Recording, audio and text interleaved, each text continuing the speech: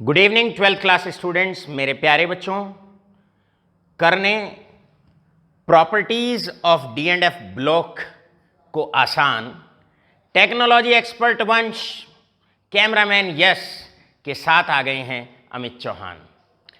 Chemistry classes में आपका हार्दिक स्वागत है, आपका अभिनंदन है। मेरे प्यारे बच्चों, डी एंड एफ ब्लॉक की हम प्रॉपर्टीज आपको पढ़ा रहे हैं और आज बारी है कुछ नई प्रॉपर्टीज के साथ आगाज करने की। अभी तक हम आपको D and F block elements में पढ़ा चुके हैं। हमने आपको बता दिया है atomic size, ionisation energy, metallic character, hardness, melting point, boiling point. हम आपको बता चुके हैं दैट इज ऑक्सीडेशन स्टेट्स और उनकी कुछ applications, acidic and basic nature of oxides. मेरे प्यारे बच्चों, आज बारी है मैग्नेटिक प्रॉपर्टीज की।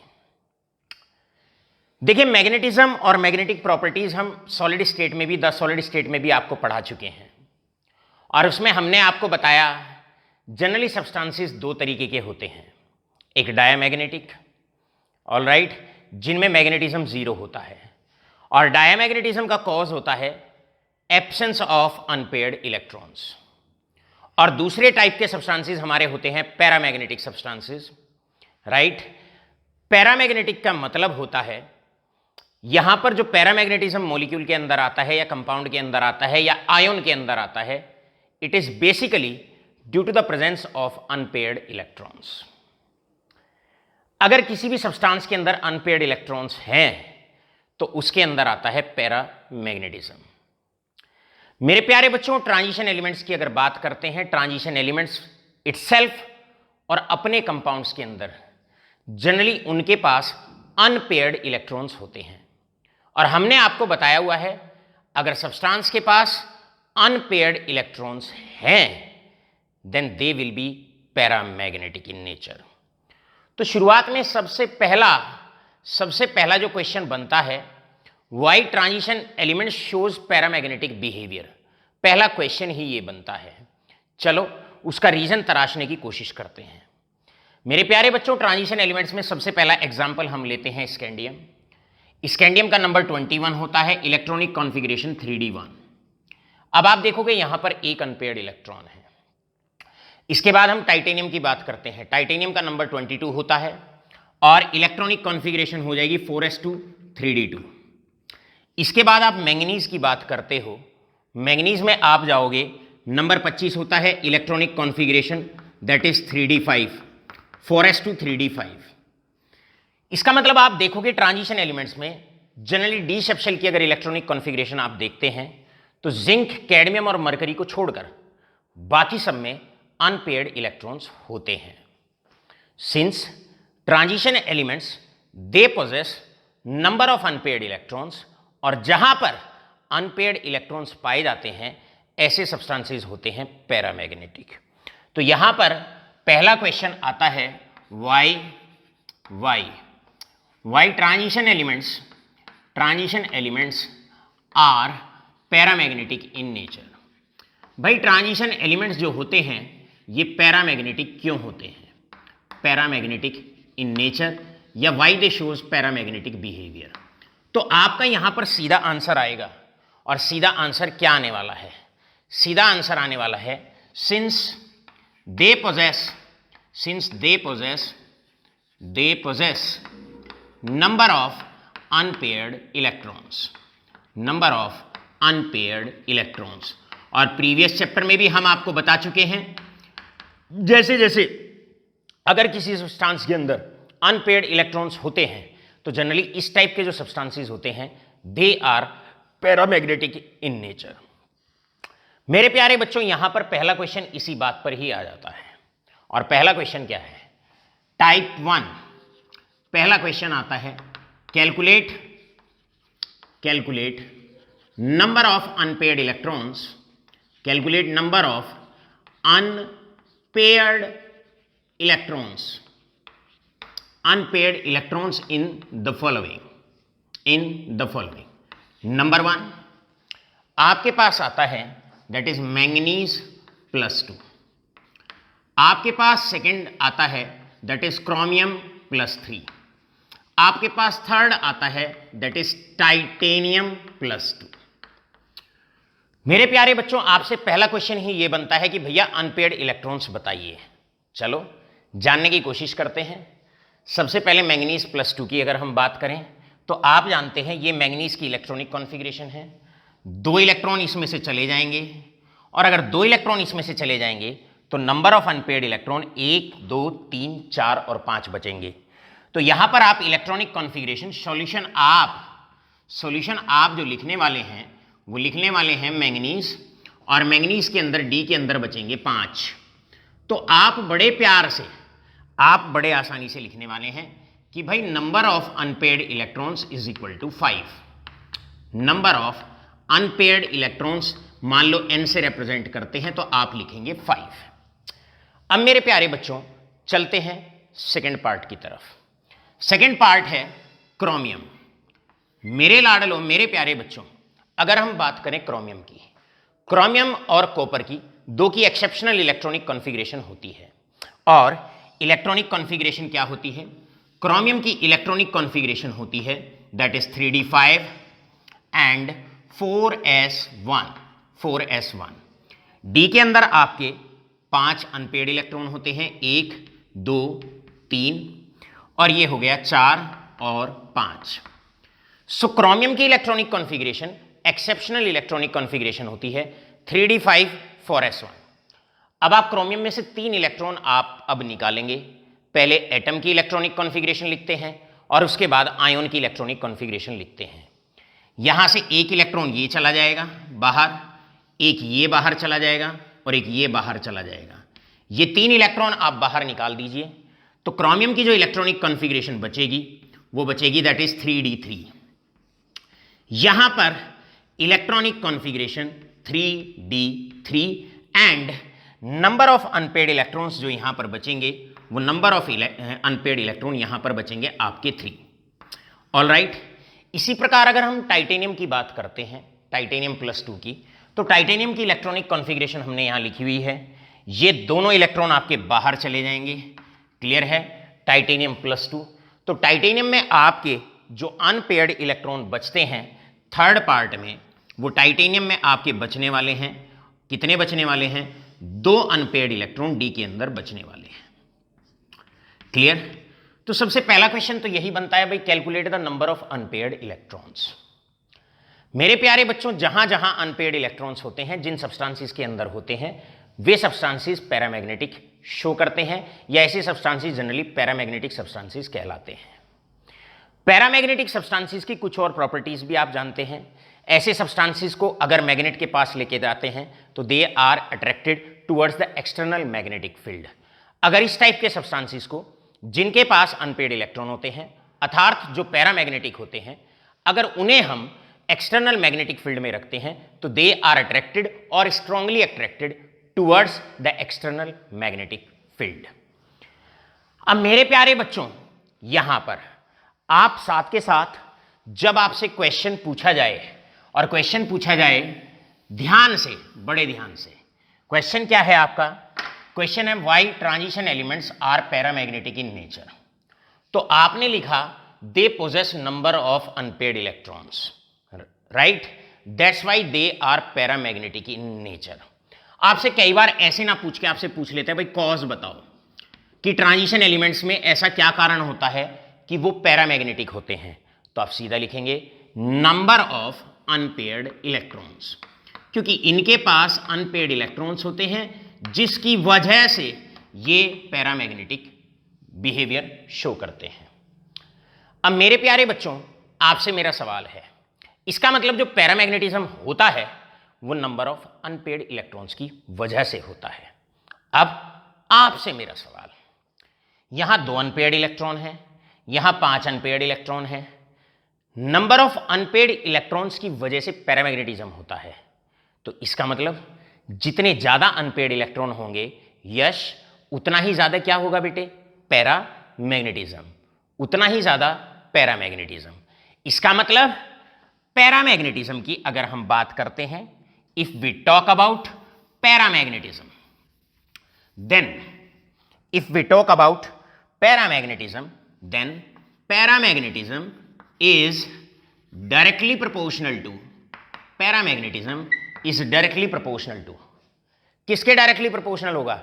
जैसे जैसे ट्रांजिशन एलिमेंट्स के अंदर अनपेयर्ड इलेक्ट्रॉन्स बढ़ते जाएंगे वैसे वैसे उनके अंदर पैरामैग्नेटिज्म बढ़ता जाएगा, यानी कि directly proportional to number of unpaired electrons, number of unpaired electrons. So yes, are you getting my point बेटे? समझ में आ गया आपके? किसी एलिमेंट में, किसी आयन में, किसी कंपाउंड में जैसे जैसे अनपेयर्ड इलेक्ट्रॉन्स की मात्रा बढ़ती जाती है वैसे वैसे उनके अंदर पैरामैग्नेटिज्म बढ़ता जाता है। अब यहां पर कैटेगरी 2 का जो न्यूमेरिकल है वो ऐसे भी आ सकता है कि arrange the above ions in the increasing order of their paramagnetic behaviour. अब आपने टाइप बी का क्वेश्चन है, टाइप बी का क्वेश्चन है, या यहां पर मैं इसको लिखता हूं, टाइप बी क्वेश्चन आपसे आ सकता है। अरेंज, आपने अरेंज करना है, क्लियर है? किस किस को अरेंज करना है? ये जितने भी आपके आयन्स हैं इन सबको आपको करना है अरेंज। ये मैंगनीज +2 है, ये क्रोमियम +3 है और ये टाइटेनियम 2+ है। अब आपने सीधा सीधा अरेंज किस किस को अरेंज करना है? पहले मैंगनीज +2, इसके बाद नंबर 2 में क्रोमियम +3 और आपको थर्ड है आपका दैट इज टाइटेनियम +2। मेरे प्यारे बच्चों, इन तीनों आयन को in the order of paramagnetic behaviour, paramagnetic behaviour के क्रम में आपको इनको अरेंज करना है। अब आप जानते हैं हमने आपको बताया, क्या बताया? Paramagnetism is directly proportional to number of unpaired electrons. इसका मतलब सब्सटेंस के अंदर नंबर ऑफ अनपेयर्ड इलेक्ट्रॉन्स बढ़ते जाएंगे, पैरामैग्नेटिज्म बढ़ता जाएगा। तो हम सबसे पहले क्या करें? जब जब आप किसी स्पीसीज को या सब्सटेंसेस को अगर उनके बढ़ते हुए पैरामैग्नेटिक बिहेवियर में लिखना हो तो पहले आप number of unpaired electrons check करेंगे।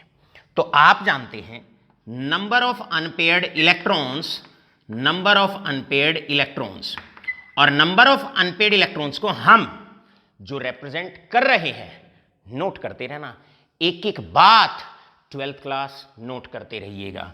यहां पर नंबर ऑफ अनपेयर्ड इलेक्ट्रॉन्स किस प्रकार हैं? यहां पर N5 है, मैंगनीज +2 में 5 हैं, 5 अनपेयर्ड इलेक्ट्रॉन हैं। क्रोमियम में 3 अनपेयर्ड इलेक्ट्रॉन हैं क्रोमियम आयन में, और आपने देखा कि टाइटेनियम में आपके N = 2, आपके 2 अनपेयर्ड इलेक्ट्रॉन हैं, 2 अनपेयर्ड इलेक्ट्रॉन हैं, राइट ऑल ऑफ यू? वहां पर 5 हैं, यहां पर 3 हैं, यहां पर 2 हैं। इसका मतलब सबसे ज्यादा मैंगनीज +2 में है, उससे ज्यादा, उससे कम क्रोमियम +3 में है नंबर ऑफ अनपेयर्ड इलेक्ट्रॉन, और सबसे कम टाइटेनियम +2 में है। अब आप जानते हैं number of unpaired electrons is directly proportional to paramagnetism. More the number of unpaired electrons, more will be the paramagnetism in a substance. तो भैया पैरामैग्नेटिज्म का ऑर्डर क्या हो जाएगा? Order of paramagnetism is going to remains the same.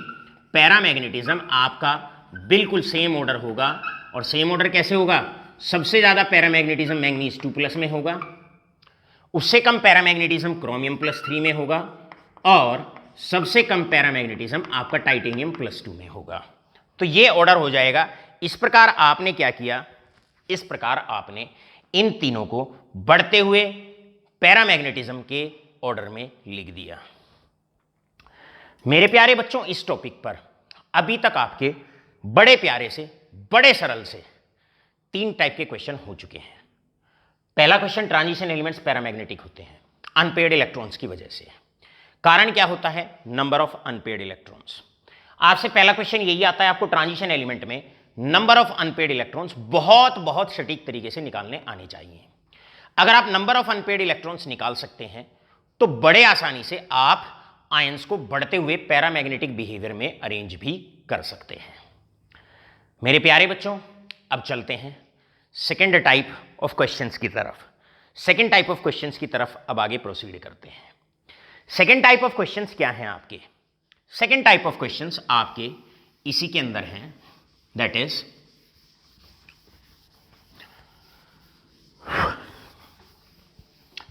Second type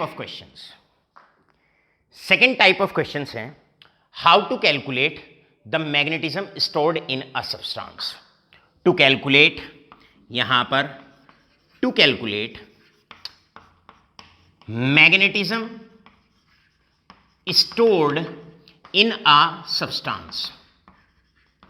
भैया अब हम जानने की कोशिश करेंगे किसी सब्सटेंस के अंदर कितना मैग्नेटिज्म स्टोर्ड है, इसको जानने की कोशिश करेंगे।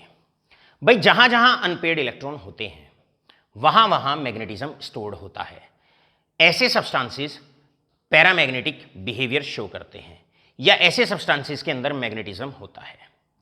अब इसके अंदर भी मैग्नेटिज्म है लाडलो, इसके अंदर भी मैग्नेटिज्म है प्यारे बच्चों, और इसके अंदर भी मैग्नेटिज्म है।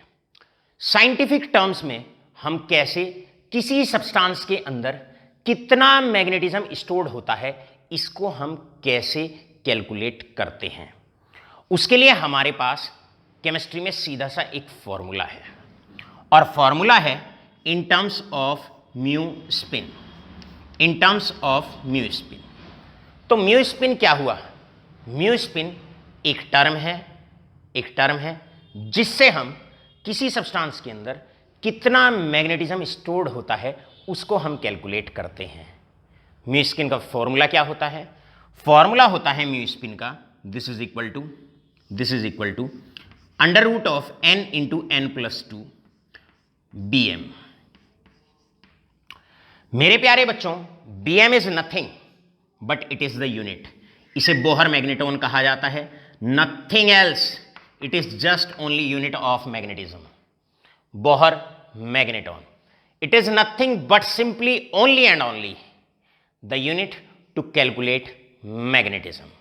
ऑल राइट, यहां पर n का मतलब होता है number of unpaired electron, number of unpaired electron, number of unpaired electron. Mu spin का मतलब होता है spin only magnetic movement, spin only magnetic movement. अब 11th क्लास से ये बातें आपके बड़ी क्लियर होती हैं। मैग्नेटिक मूवमेंट एक scientific term to calculate what? To calculate the magnetism stored in a substance. एक सब्सटेंस के अंदर कितना मैग्नेटिज्म स्टोर्ड होता है, अगर इसको हमें कैलकुलेट करना हो तो टर्म होती है मैग्नेटिक मूवमेंट। लेकिन अनपेयर्ड इलेक्ट्रॉन्स अगर हैं और केवल अनपेयर्ड इलेक्ट्रॉन्स के कारण कितना मैग्नेटिज्म है, अगर इसको निकालना हो तो हमारे पास क्या टर्म है? Spin only magnetic movement, right. Total magnetism जो होता है वो 99% अनपेयर्ड इलेक्ट्रॉन्स के कारण ही होता है। 0.1% से लेकर 1% तक कई बार ऑर्बिटल मैग्नेटिक मूवमेंट भी होता है। जिन ऑर्बिटल्स में इलेक्ट्रॉन पेयर्ड अप होते हैं उनके कारण भी ना के बराबर थोड़ा बहुत मैग्नेटिज्म होता है। उस विषय पर हम चर्चा नहीं करेंगे। हमारा जो मेन टॉपिक है वो है कैलकुलेट करना, spin only magnetic movement calculate करना। और आप जानते हैं स्पिन ओनली मैग्नेटिक मूवमेंट का मतलब है दैट इज मैग्नेटिक मूवमेंट या magnetism stored in a substance due to the presence of unpaired electrons. अब आपसे क्वेश्चन आता है से फॉर एग्जांपल यहां पर अब जानने की कोशिश करते हैं किस प्रकार क्वेश्चन आते हैं। भाई क्वेश्चन आया आपसे कैलकुलेट म्यू स्पिन। किसी भी प्रकार आपसे क्वेश्चन आए आप बस रेडी रहिएगा। कैलकुलेट म्यू स्पिन, आपसे सीधा आएगा म्यू स्पिन। मेरे प्यारे बच्चों, म्यू स्पिन पे जल्दबाजी ना करो। आपसे यह भी आ सकता है कैलकुलेट द मैग्नेटिज्म स्टोर्ड।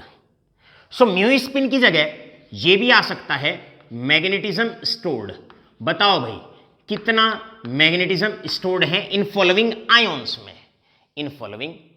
में, तो हमने बताया किसी सब्सटेंस के अंदर कितना मैग्नेटिज्म स्टोर्ड है, अगर उसको निकालना है तो मेरे प्यारे वंश, टेक्नोलॉजी एक्सपर्ट वंश, आप भी इधर ध्यान दे बेटे। उसके लिए हमारे पास फॉर्मूला है क्या फॉर्मूला है, mu spin, and mu spin is equal to under root of n into n plus two, n into n plus two. Bm is nothing but only and only that is Bohr magneton.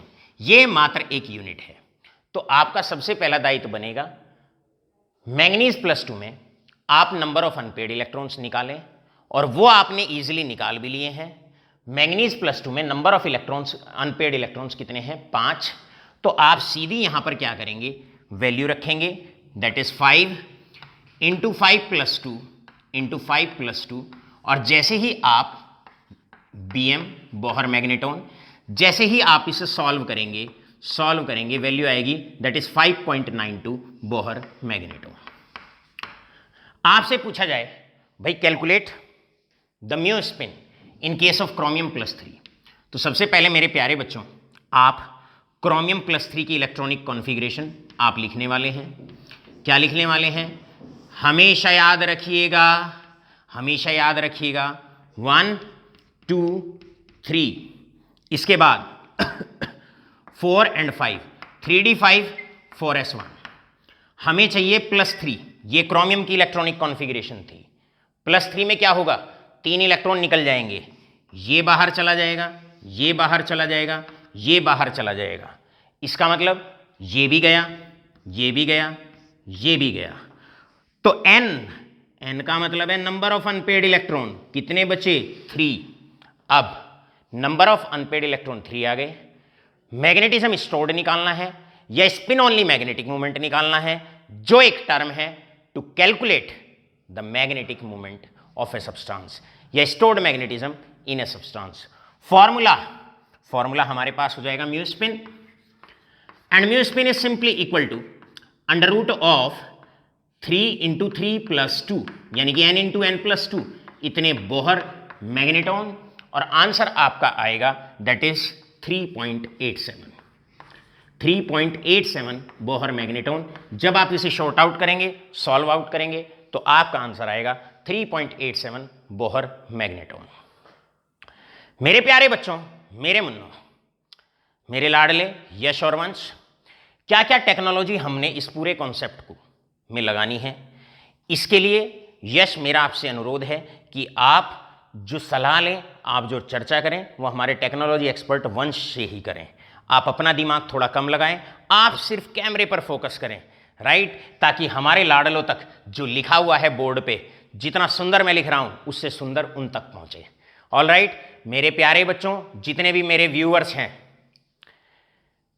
मैं ये कहता हूं कि नाम बेशक मेरा हो रहा है, लेकिन वास्तविकता में इस कॉन्सेप्ट को आप तक पहुंचाने में मुझसे ज़्यादा रोल मेरे प्यारे बच्चों का है, मेरे दोनों बेटों का है, यश और वंश का। थैंक यू यश एंड वंश। चलो भाई, अब आगे बढ़ते हैं, राइट। देखिए, mu spin is equal to under root of 3 into 3 plus 2। इसी प्रकार मेरे चंदे, मेरे बच्चे, यहां पर अगर आपको निकालना है, क्या निकालना है, म्यू स्पिन अगर आपको निकालना है या मैग्नेटिज्म अगर टाइटेनियम +2 में निकालना है, तो आप बड़े आसानी से हंसते खेलते हुए, मुस्कुराते हुए, पहले titanium number 22, 3d2 4s2, 2 electron 4s2 से निकल जाएंगे, अनपेड इलेक्ट्रॉन 2 बचेंगे, और फिर आप आसानी से under root of 2 into 2 plus 2 करके आप टाइटेनियम +2 की भी स्टोर्ड मैग्नेटिज्म यानी कि स्पिन ओनली मैग्नेटिक मूवमेंट आप निकाल सकते हैं। अब मेरे प्यारे बच्चों, कई बार क्वेश्चन आपका जो आता है वो थोड़ा सा और टिल्टेड और ट्विस्टेड भी कई बार पूछ लिया जाता है। किस प्रकार, जरा गौर से समझें और ध्यान दें। कई बार आप लोगों से क्वेश्चन इस कदर भी पूछ लिया जाता है, इस तरीके से भी पूछ लिया जाता है, जैसे यही क्वेश्चन अगर जनरली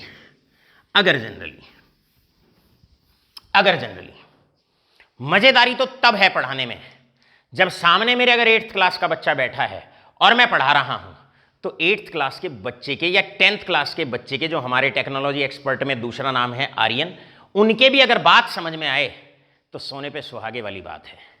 सुनिए मेरे प्यारे बच्चों, आईआईटी में ऑब्लिक नीट में ये क्वेश्चंस कुछ ऐसे भी पूछ लिए जाते हैं।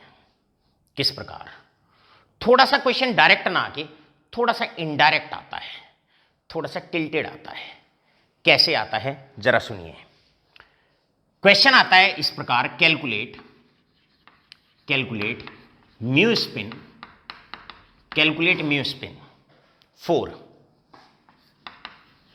For manganese H2O whole 6 + 2। ऐसे आ जाता है। ये लैंग्वेज होती है जेई में और नीट में क्वेश्चन आपसे किस तरीके से पूछे जा सकते हैं। आपसे क्वेश्चन कभी कभी ऐसे भी पूछ लिया जाता है, जानने की कोशिश करिए। सेकंड, कि भाई हमारे पास एक कंपाउंड है टाइटेनियम टेट्राक्लोराइड और ऊपर है -2 चार्ज, और आपसे कहा जाता है म्यू स्पिन निकालिए या स्पिन ओनली मैग्नेटिक मोमेंट निकालिए या total magnetism stored in this substance आप निकालिए।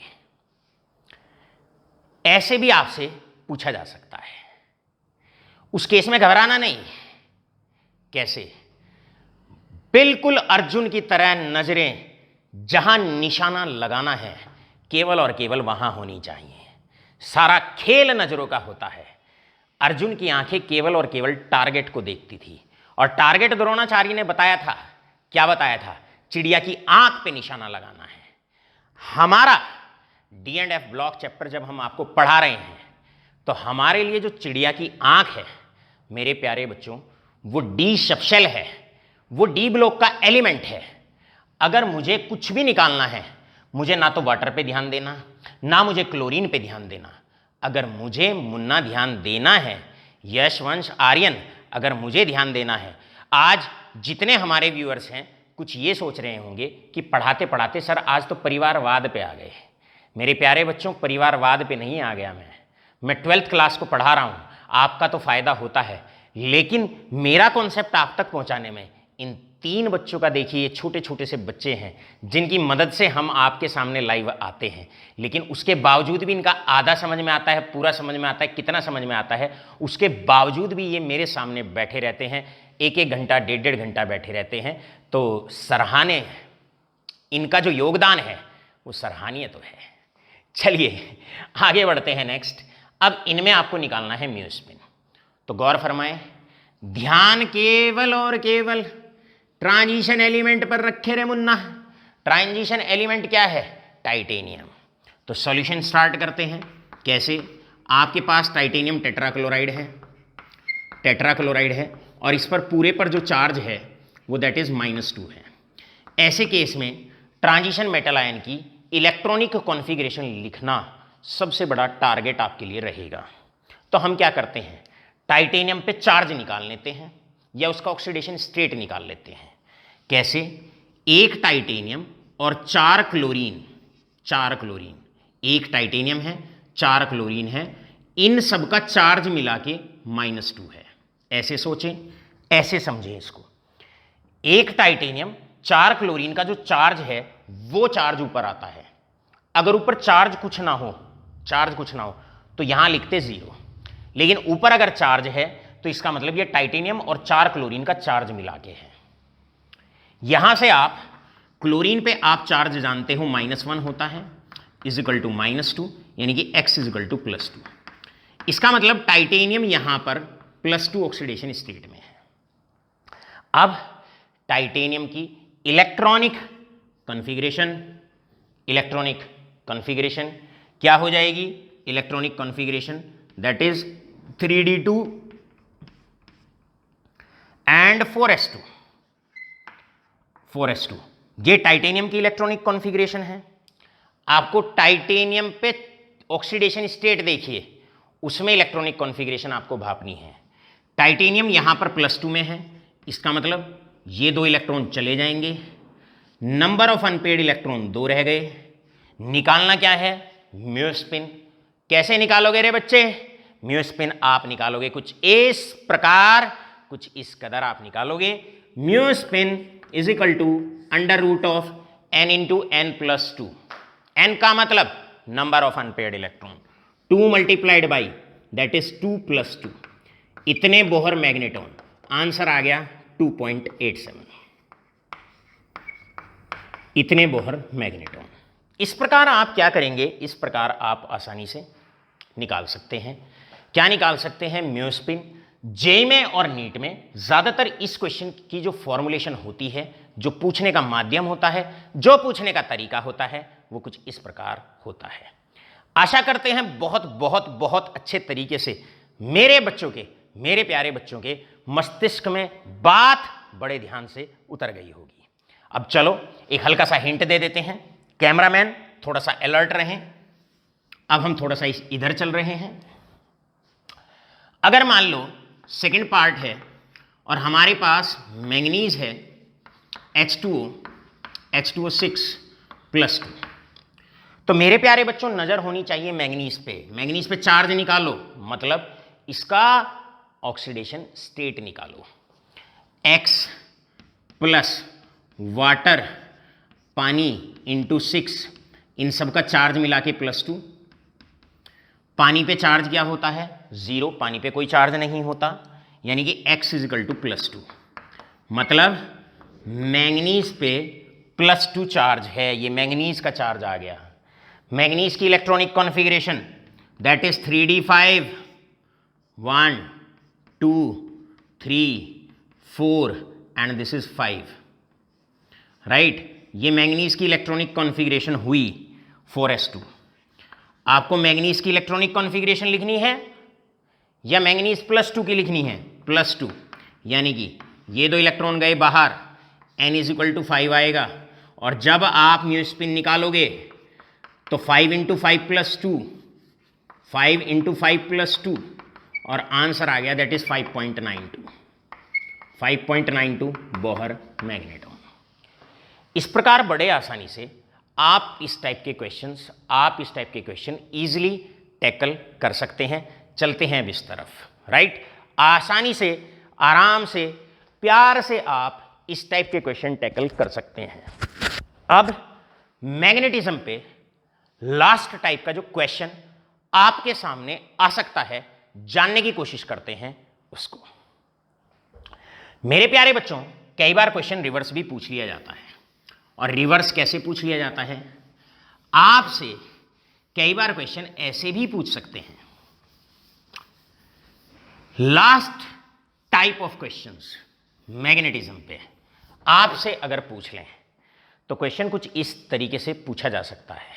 क्या क्वेश्चन है, रिवर्स आएगा अब question, if mu spin 4 titanium oxide is that is 2.87 Bohr magneton, 2.87 Bohr magneton, right. Calculate number of unpaired electrons, number of unpaired electrons. ये तो गाना सा हो गया, पढ़ाते पढ़ाते बस क्या करें, मस्ती सी आ गई। मेरे तीनों जो बेटे हैं सामने बैठ के एंजॉय कर रहे हैं, डांस कर रहे हैं। पापा जी ये तो क्लास 12th की बात, क्या हम तो 8th क्लास में रहकर ही इन क्वेश्चंस को सॉल्व कर सकते हैं। इतने अच्छे से मैग्नेटिज्म हमारी समझ में आ रहा है। आशा करता हूँ सेम स्टेट एंजॉयमेंट का 12th क्लास के बच्चे भी एंजॉय कर रहे होंगे। मेरे प्यारे बच्चों, सॉल्यूशन स्टार्ट करते हैं। इन्होंने कहा भाई म्योस्पिन दे दिया आपको, कितना दे दिया म्योस्पिन आपको दे दिया दैट इज 2.87 बोहर मैग्नेटॉन। आपको निकालना है number of unpaired electron. Formula लगा दो भाई, यानी कि mu spin is equal to √of n × n+2। किसके बराबर रख दो, इतने बोहर मैग्नेटॉन, और इसको किसके बराबर रख दो, 2.87 बोहर मैग्नेटॉन। बोहर मैग्नेटॉन से बोहर मैग्नेटॉन कट गया, n निकालना है, सॉल्व फॉर n, एक इक्वेशन एक वेरिएबल, n के लिए जब आप सॉल्व करोगे n = 2 आएगा, n = 2 आएगा, यानी कि number of unpaired electron is equal to 2। मेरे प्यारे बच्चों, मेरे चंदा, मेरे लाडलो, एक बात केवल और केवल आपके लिए, और आपके लिए बात क्या है, हमेशा याद रखो, क्योंकि सर हमें कैसे लर्न होंगी ये चीज़ें, याद रखो जनरली अगर 1 पॉइंट समथिंग बोहर मैग्नेटॉन दिया हुआ है, नंबर ऑफ अनपेड इलेक्ट्रॉन 1, अगर 2 पॉइंट समथिंग अगर दिया हुआ है तो बोहर मैग्नेटॉन जो आएगा, जो अनपेड इलेक्ट्रॉन आएंगे वो 2 आएंगे। और अगर 3 पॉइंट समथिंग अगर आपको दिया हुआ है, यानी कि 3.75 से अगर आपको दिया हुआ है, ऊपर अगर दिया हुआ है, तो नंबर ऑफ अनपेड इलेक्ट्रॉन्स आपके 3 आएंगे। 4.75 से अगर ऊपर दिया हुआ है, 0.75 से अगर ऊपर दिया हुआ है, तो नंबर ऑफ अनपेड इलेक्ट्रॉन 4 आएंगे। 5.92 मतलब 5.75 से ऊपर दिया हुआ है, तो number of unpaired electrons generally 5 आएंगे। और आप जानते हैं मैक्सिमम अनपेड इलेक्ट्रॉन डी के अंदर 5 ही हो सकते हैं। यहां तक आकर हमने आपको बड़े सरल तरीके से, बड़े मजबूताई से, हंसते खेलते हर लेवल का question CBSE class 12, ICSE class 12, NEET और जेई का आप तक हमने पहुंचाने का प्रयास किया। आशा करता हूं ये पूरे 35-40 मिनट हंसते खेलते हुए आप तक पूरा टॉपिक पहुंच गया होगा। अब आप फटाफट से इसका स्क्रीनशॉट ले लें और फिर हम खटैक से इसको रब कर। नेक्स्ट प्रॉपर्टी है मेरे प्यारे बच्चों हमारी एलॉयज फॉर्मेशन। सबसे पहले टॉपिक को शुरू करने से पहले जानने की कोशिश करते हैं एलॉयज का मतलब क्या होता है। भाई एलॉयज का मतलब होता है homogeneous mixture, homogeneous mixture, homogeneous mixture. Transition elements की बड़ी अच्छी सी खासियत होती है कि जनरली ये एलॉयज बहुत अच्छे बनाते हैं। मतलब आसानी से 2 ट्रांजिशन एलिमेंट या 2 से अधिक ट्रांजिशन एलिमेंट आपस में मिक्स बहुत जल्दी से हो जाते हैं और होमोजीनियसली मिक्स अच्छे से हो जाते हैं। इन्हें कहते हैं alloys.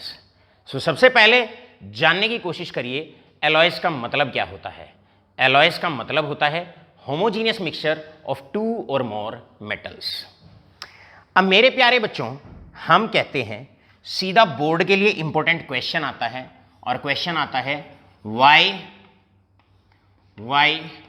Do transition elements forms alloys. भाई ट्रांजिशन एलिमेंट्स एलॉयज क्यों बनाते हैं? सबसे पहला पॉइंट, सबसे पहला सवाल जानने की कोशिश करते हैं ऐसी क्या खासियत ट्रांजिशन एलिमेंट्स की होती है जो इन्हें एलॉयज बहुत जल्दी से बनवा देती है, या इनके एलॉयज बहुत ज्यादा अधिक मात्रा में बनते हैं, या ये बड़े आसानी से एलॉयज क्यों बनाते हैं। मेरे प्यारे बच्चों आप जानते हैं कि ट्रांजिशन एलिमेंट्स की अगर हम बात करते हैं, कैमरामैन यश आगे आए। ट्रांजिशन एलिमेंट्स में मेरे प्यारे बच्चों जैसे ही हम स्कैंडियम से मैंगनीज तक जाते हैं और मैंगनीज से जिंक तक जाते हैं, तो आपने देखा है यहां पर साइज बड़ा होता है, फिर साइज घटता जाता है, फिर साइज घटता जाता है और फिर से साइज बड़ा होना शुरू हो जाता है।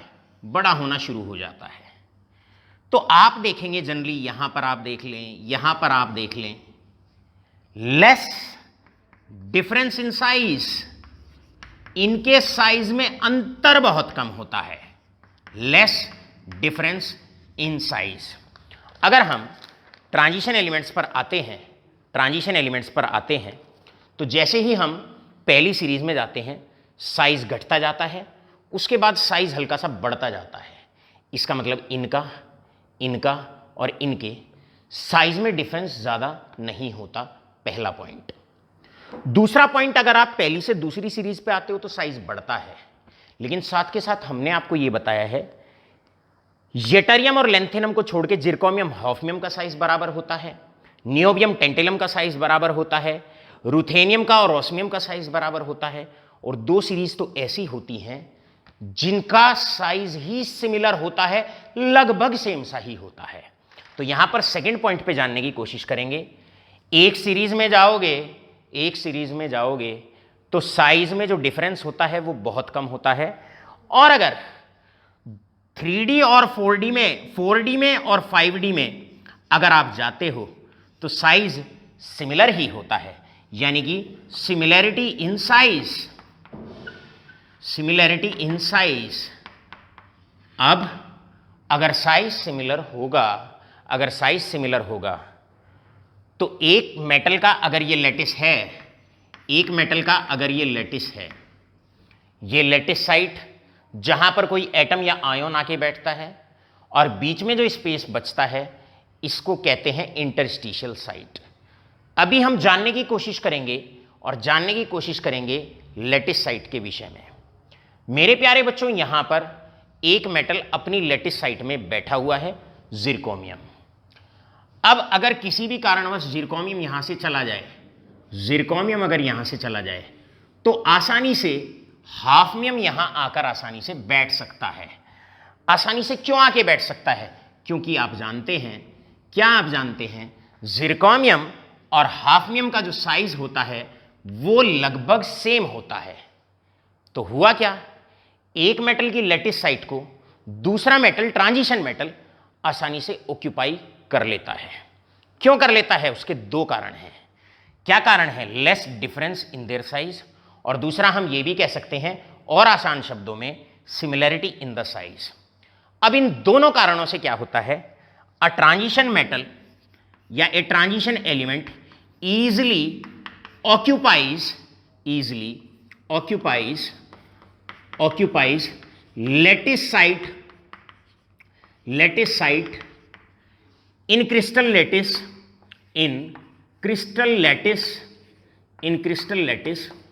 of other transition element and hence easily form alloys और इसीलिए बड़े आसानी से एलॉयज बना लेते हैं। सो क्वेश्चन क्या था हमारा? क्वेश्चन था हमारा, पहले उसे जानने की कोशिश करिए। क्या था हमारा क्वेश्चन? हमारा क्वेश्चन ये था कि ट्रांजिशन एलिमेंट्स फॉर्म्स एलॉयज। क्यों बना लेते हैं एलॉयज? उसका रीजन होता है। रीजन क्या है? सबसे पहला रीजन है इनके साइज में डिफरेंस बहुत कम होता है, या हम ये कह सकते हैं दो सीरीज का साइज तो सिमिलर ही होता है, जिसके कारण एक ट्रांजिशन एलिमेंट दूसरे ट्रांजिशन मेटल की लैटिस साइट को इजीली ऑक्यूपाई कर लेता है और आसानी से होमोजीनियसली मिक्स हो जाता है। और मिक्सर होमोजीनियसली मिक्स होने का मतलब क्या है? आसानी से एलॉयज बना लेता है। तो इस एलॉय का नाम क्या होगा? It is an alloy of zirconium and hafnium. ऐसे ही आयरन आसानी से कोबाल्ट के साथ मिक्स हो जाता है, ऐसे ही आयरन इजीली क्रोमियम के साथ एलॉय बना लेता है, मिक्स होके बना लेता है। क्यों बना लेता है? उसका रीजन होता है due to similarity in size या less difference in their size, they easily occupy the lattice site of one another. मेरे प्यारे बच्चों, इसको मैं और आसानी से एक एग्जांपल लेके समझा देता हूं। एलॉयज बनते कब है? एलॉयज तब बनते हैं आसानी से जब एक दूसरे की साइट पे आके बैठ जाता है।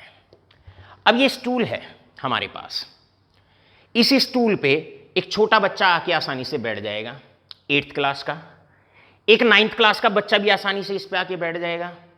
लेकिन अगर हम आपसे कहने लगे कि भाई ग्रेट खली को इस पे बैठाइए, तो साइज में डिफरेंस बहुत ज्यादा है। ग्रेट खली तो आप जानते होंगे 11th 12th के बच्चे हैं। अगर बहुत बड़े साइज का एक आदमी इस पे बैठाएं, बहुत वजनदार आदमी अगर इस पे बैठाएं, तो क्या होगा? स्टूल टूट जाएगा। तो ऐसे केस में जहां साइज में डिफरेंस ज्यादा होता है, ऐसे केस में एटम एक दूसरे की लैटिस साइट को ऑक्यूपाई नहीं कर पाते हैं, आसानी से होमोजीनियसली मिक्स नहीं हो पाते हैं और आसानी से एलॉयज नहीं बना पाते हैं। कारण क्या होता है? अब दूसरा क्वेश्चन आपसे पूछा जाए, why alkali metals do not forms alloys. अब भाई आपसे पूछा जाए, बताओ एल्कली मेटल्स एलॉयज नहीं बनाते अच्छे से, डू नॉट फॉर्म्स एलॉयज, तो कारण क्या है? डोंट फॉर्म एलॉयज, आसानी से एलॉयज क्यों नहीं बनाते हैं? उसका रीजन होता है सोडियम पोटेशियम में डिफरेंस बहुत ज़्यादा होता है, उनके साइज में बहुत ज़्यादा डिफरेंस होता है। बात करते हैं मैग्नीशियम की और कैल्शियम की, उनके साइज में बहुत ज़्यादा डिफरेंस होता है, जिसकी वजह से एल्कली मेटल्स आसानी से एलॉयज नहीं बना पाते हैं।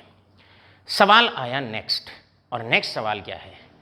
नेक्स्ट सवाल ये है, नेक्स्ट क्वेश्चन ये है, नेक्स्ट पॉइंट।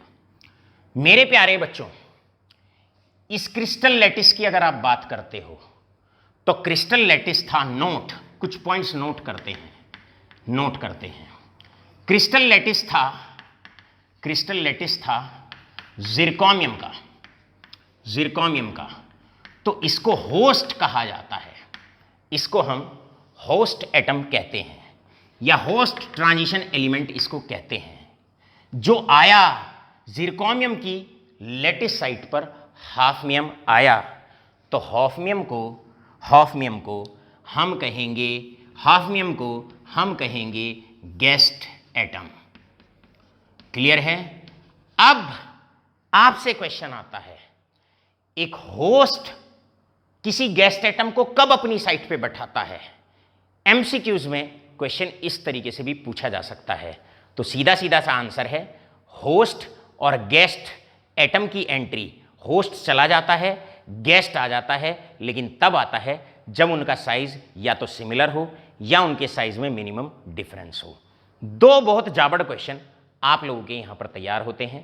पहला क्वेश्चन तो शायद ये तैयार होता है कि भाई ट्रांजिशन एलिमेंट्स अच्छे एलॉयज क्यों बनाते हैं, और दूसरा क्वेश्चन यहां पर बहुत अच्छे तरीके से, दुरुस्त तरीके से ये तैयार होता है कि एल्कली मेटल अच्छे एलॉयज क्यों नहीं बनाते हैं। All right all of you, मेरे प्यारे बच्चों, यहां पर आकर आपकी दो महत्वपूर्ण प्रॉपर्टीज ट्रांजिशन एलिमेंट की आज भी आपकी आकर तैयार हो जाती हैं। कौन कौन सी तैयार हो जाती हैं? पहली तैयार होती है, यहां से हमने पढ़ाया आपको, पहली तैयार आपकी होती है that is magnetic properties, paramagnetism, और दूसरी प्रॉपर्टी यहां पर आकर आपकी तैयार होती है that is basically known as alloys formation. Transition element बड़े अच्छे एलॉय बनाते हैं, ट्रांजिशन एलिमेंट बहुत अच्छे पैरामैग्नेटिक होते हैं। ये दोनों प्रॉपर्टीज जबड़ तरीके से, बिंदास तरीके से कैमरामैन यश के साथ अमित चौहान सर ने आपको पढ़ाया लाइव। बहुत बहुत धन्यवाद, आपका दिन शुभ हो।